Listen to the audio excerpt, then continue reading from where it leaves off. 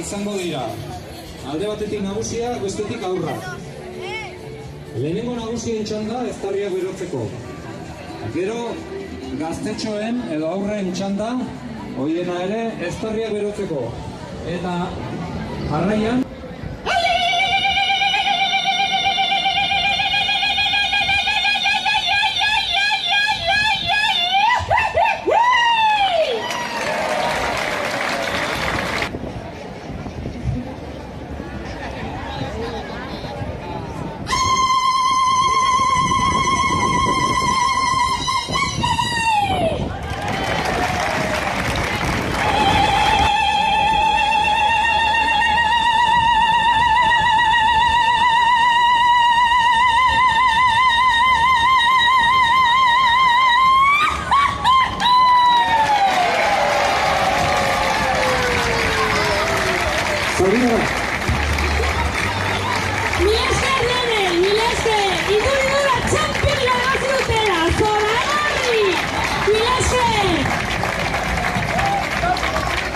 Mila esker zuri, eta parte hartzaile guztioi eta ikusle guztioi.